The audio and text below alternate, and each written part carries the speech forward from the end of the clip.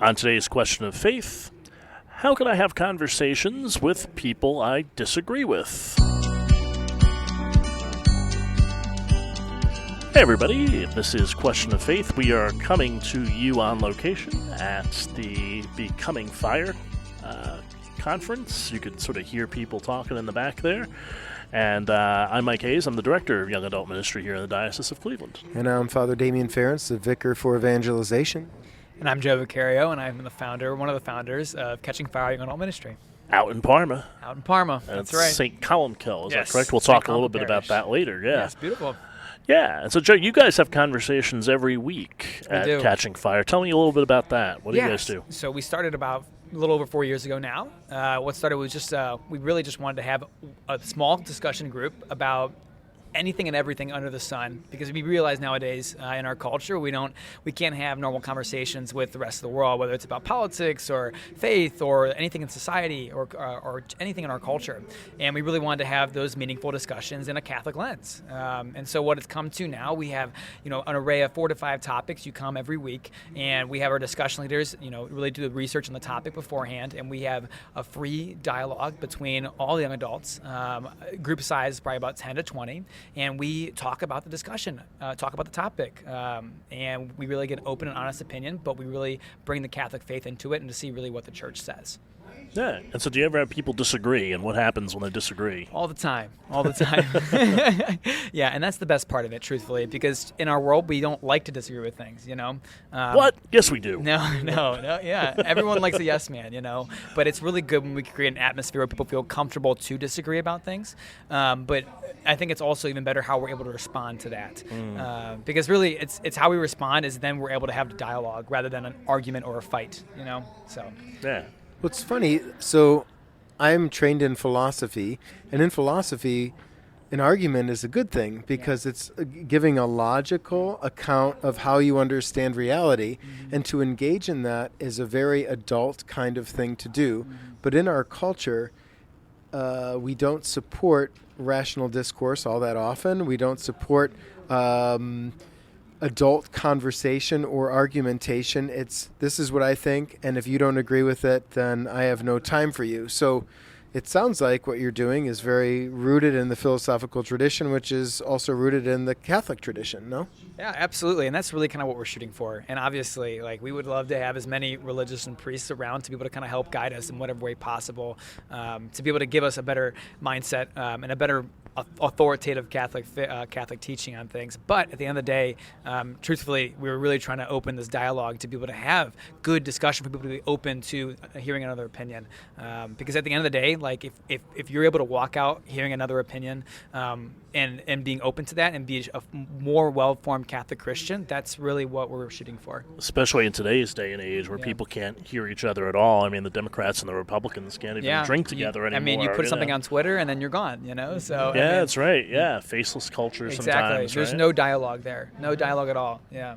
Can you give us an account of what in young adult or youth ministry is often called a glory story, something that happened where you didn't think this was going to go well, and then all of a sudden, maybe because of a dialogue, because of a conversation, that people's minds were open or they came to a better understanding of reality? Yeah, absolutely. We have a number of people that like to present topics to us. And there was one woman who wanted to talk about adoption. And it's a great topic, and that's something that, especially in the Catholic social world, that's a big topic. Yeah. But one of the things that really get brought up is especially gay marriage and being able to adopt kids, and bringing that into a Catholic lens, and how do we have that discussion and dialogue. And truthfully, at the end of the day, a lot of people don't know, how we really handle that as Catholics. I was not the leader for that discussion, so I will not have the full answers for that this week. But at the end of the day, those people that did have the topic question to begin with walked out telling me I learned so much. I had no idea. And that's exactly what we want to hear. Is we want to hear people, even if they disagree at the end of the day, we really want to say, I understand your opinion. I respect that. Yeah. And that's what seems to be missing a lot of times, is that people are on two sides of the divide. I mean, you and I have had these kinds of conversations where we don't agree some days, Absolutely, right? Yeah. And I'm like, okay, no, I've heard your side of this, and okay, I've come to a better understanding of what you think, and you've come to a better understanding of that. Even if we don't agree, we can meet somewhere and still be friends. Absolutely. Number one, right? Yeah.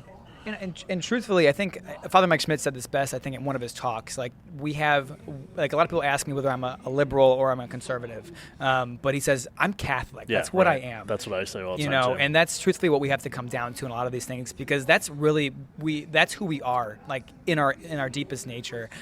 We really are just followers of Christ. And we have to respect that in the other person. And if we let the politics and the opinions get in the way of that, then we're not doing it right, you know? Father D and I talk about this all the time. I say there's some days I'm too liberal for the folks who consider themselves conservative, but then I'm too conservative for the people who consider themselves liberal, so I feel like I'm nowhere.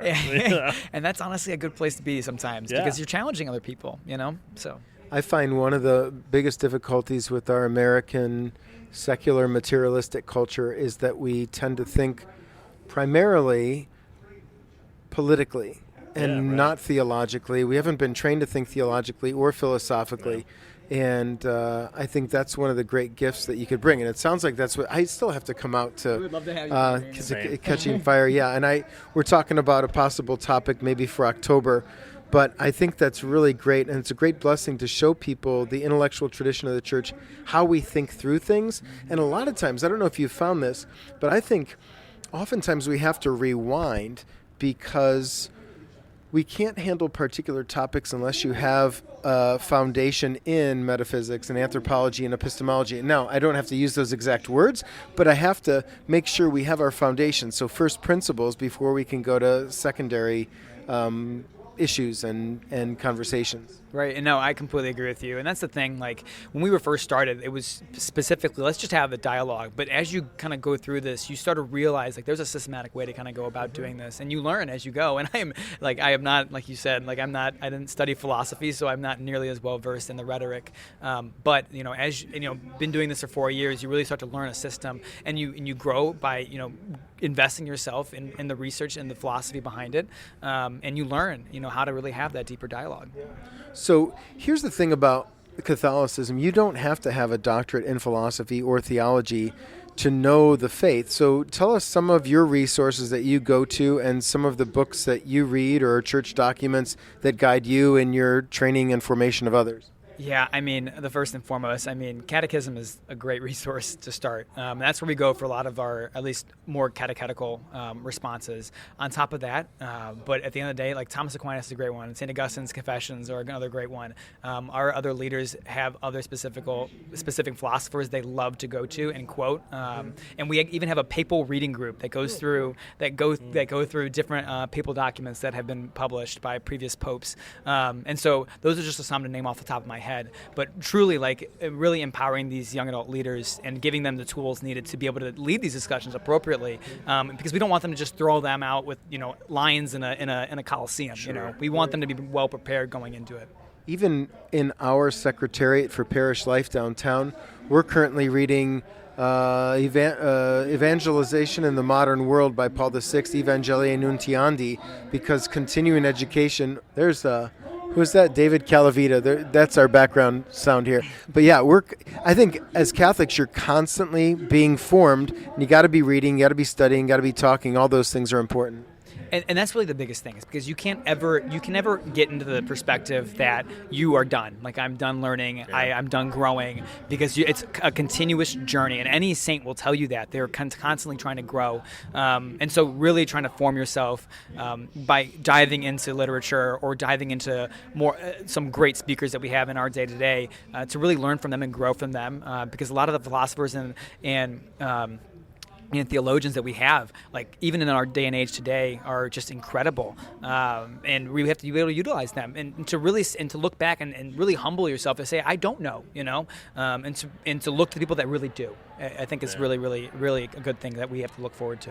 Or at the very least, say, well, this is what St. Augustine says about this, and let people just explore that for themselves. Absolutely. Yeah. And then say, how do you feel about that? And let them talk a little bit. And that's the best part, because when you say something from a third-person perspective, then it's like, okay, it's not personal, and so they can take the image off. You can take the image off of yourself, and they can say, okay, I'm a little more objective on their opinion at that point, and it gives them a lot better of more of a confidence. And so they're shushing me now, and so, but. I don't think he's shushing you. I think he's shushing the crowd. Yeah. I'm just. But we'll talk very quietly because we might be distracting him. He was distracted by the drone earlier, apparently. We sound like we're on NPR as we gather together. I'm Terry Gross, and Yes, it's so lovely. but basically, I think that what you said earlier is right. Is that when you have some sort of objective source that you can point to, Right. then no one's right or wrong Right, here. exactly. It's like, no, this is what the source says, and we're Yes. discussing Yes. how we feel about This is the what source. the Summa says from St. Thomas Aquinas, So. Right. And you might not like that, Right. but that's what it says. Yeah. He's a doctor of the church, and St. Therese of Lisieux, these people wrote things that are just incredible that we have to look back to, and they definitely at the end of the day it would be so terrible of us as Catholic Christians as we're journeying along to not refer back to them, because they hold something that we don't have today, and it would only be detrimental to us to not look. It's like reinventing the wheel. It's already been invented. Why not use it? Yeah, know your tradition, know where you came from, or else you'll be very lost. That's true. Absolutely. Yeah. The other day, I joined a discussion group on Facebook, and I was in there for maybe 15 minutes, made one comment, and just got attacked. Yeah. And all I did was I put, this is what the church teaches on the death penalty. Yep. And it was like, you folks are literally more Catholic than the magisterium of the Catholic Church is what you're saying. Yeah. I said to them. And isn't that just a shame? It's such a shame, because that's the dialogue we live in, dialogue, quote unquote. It's not real dialogue. You say one thing, then I answer back, and I slap back at you, and you get bashed for it. Welcome to the Spiritual Smackdown, That's tonight what it on is. Fox. Yeah, right. I mean, I'm in a group chat that's Catholic Theology Smackdown. Like, that's what they call it. But, it's not dialogue, Yeah, right. So, but that's really what we've got to be striving for at the end of the day. We're not having that really that deep, and like what you said, going back to the root of the deep meaning of what it means to have an argument, But right now it's just, let me just smack back at you, And that argument today is thought of as a bad word when it's actually not. It's presenting your account of reality and then having an adult conversation with someone else about it. Yeah, that's where we need to be. Tell that to my best friend who always says, I'm not arguing with you. And I say, we're having a good argument. He goes, I'm not arguing with you. And I'm like, okay. No, we have to go back to that thing, because that's truly what we're missing, and you see it in just the political culture in itself. Like, with all Catholic faith aside, like you can go back 20 years and look at the two presidents. You can look at the president that won, and you look at the person that was running against him, and you can look and be very respectable towards both of them. Now you look at, if you don't agree with the other side, you want to throw them off a bridge. Well, when Antonin Scalia was up for Supreme Court justice, he was voted in unanimously. Yeah. And that was what, 40 years ago? 40 years ago, less at than least. 30, less than 40 years Yeah. ago. But that wouldn't happen today. It's wild. And even look at Kennedy. He's a Catholic, was a Democrat, Yep. but like a very, very well respected man all around, and from both sides. But you don't see that today. And the interesting thing, since you brought up Antonin Scalia, he used to go to the opera with Ruth Bader Ginsburg all the time. Talking about two people on the opposite ends of the political spectrum. Yeah. But they loved each other. Oh my gosh. Yeah, they disagreed within the court, but they were still civil with each other outside. And I think there's a picture of one of them on an elephant. They went on a safari, but they were good buddies. Two of them together, which on is an funny. elephant. Yeah, and I think that's the end of the day. Like, a lot of people, like, the question goes around asking, would you ever be friends with, like, if you're a conservative and you say, would you ever be friends with a liberal? Or if you're a liberal and they ask you, would you ever be friends with a conservative? And when people say absolutely not, like, I'm sorry, but you're really sheltering yourself to be able to have not only if you are objectively right, putting that all aside, but to be able to have that conversation with them, you're missing an opportunity, and it's such a shame. And even within our church, whether it's a charismatic or more traditional, like, we have to be able to have those conversations. Yeah. And love people that you don't like. That's what Jesus asks us to do. Yeah. So. Yeah. Do we have time for an Antonin Scalia story again? I have a second one, which is sort of on our thing.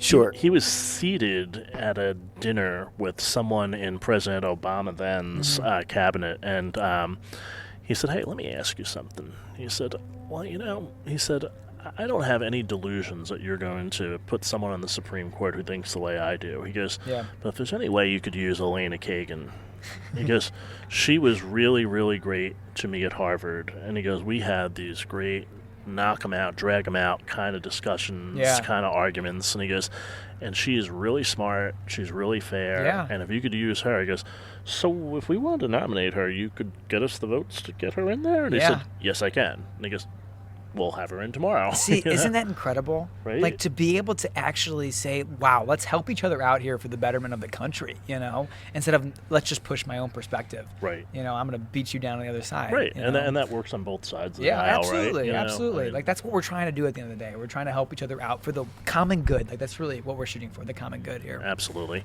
And, I think that's one way that we could really, I'm being distracted by Father Eric Garris swinging something over his head. It's a thurible, I think. He's Yeah, getting ready I think for that's Holy what it Hour. was. Yeah. Anyway, one of the ways that we try to come into dialogue is when we meet other people in church. And so Yeah. one of the churches that we want to talk about is yours, where you meet with folks at Catching Fire at St. Columbkille in Yeah. Parma. Tell us a little bit about that parish. Yeah, so St. Columbkille is in Parma. It's one of like 5 parishes in Parma. Parma's a really large suburb. 7 parishes in Parma. I'm from there. Thank you, Father Damien. Parma's own, Father Damien Ferentz. Parma's own, yeah. No, he was down the street at St. Charles, right? Yes. Yes.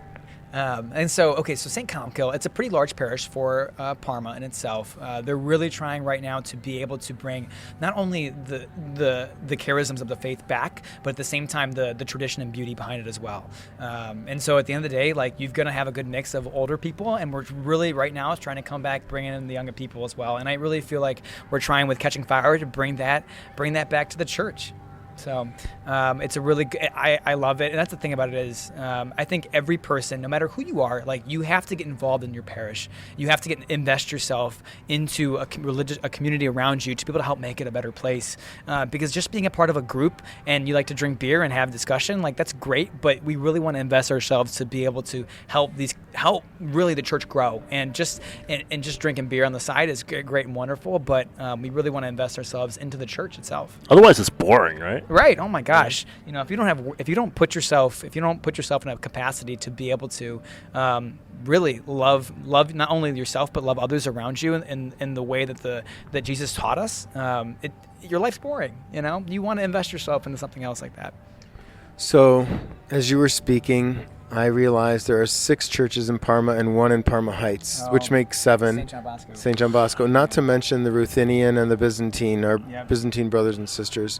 So, and Joe, thank you for all you do with this Catching Fire, because it's moved to Grapevine, and then there's another ministry out in Avon Lake. Is that right? Yeah, Quo Vadis is out there, and there's even one more in Parma Heights that broke off of us as well, 77 and counting. So yeah, That's Yeah. cool. It's excellent work. So thank you for all you've done in our diocese. It's excellent. I appreciate it, guys. Thank you for having me. This is great. And if people want to get involved in Catching Fire, what do they have to do? Yeah, so you can literally just Google us, but our website is catchingfirestc.com. If you go there, there is a chat button. You can sign up on our email list there, but then there's also a link there to even get into our group chat on that as well. And then we'll go from there, and then we meet every Sunday at 7 p.m. at St. Columbkille, but then we have events throughout the week. But coming at 7 p.m. on Sunday, that's really the meat and potatoes of our discussion. And we'll put all those links in the show notes this week. And our readings for next Sunday. Someone asked Jesus, Lord, will only a few people be saved? He answered them, strive to enter through the narrow gate. For many, I tell you, will attempt to enter, but will not be strong enough. That's sort of like us with dialogue, right? That's You right. know, we right. try to get through that narrow gate, but it's going to be hard. Oh my gosh! Some and people don't ain't gonna realize make that. it. Yeah, and that's a shame. That's a shame. It's a whole other discussion in itself. Exactly. Anything that's important, I preached this at a wedding homily today, whether you're trying to be a good artist, a good athlete, a good musician, it's going to be hard, and it's going to take discipline, and you're going to, in order to say one big yes, you're going to have to say a lot of little no's. But that's true of the spiritual life too. Yep, your yeses mean nothing if you never say no, right? Yeah, so it's just being intentional about everything that you're doing at the end of the day, because your actions and your words mean something, and let your yes mean yes and your no mean no.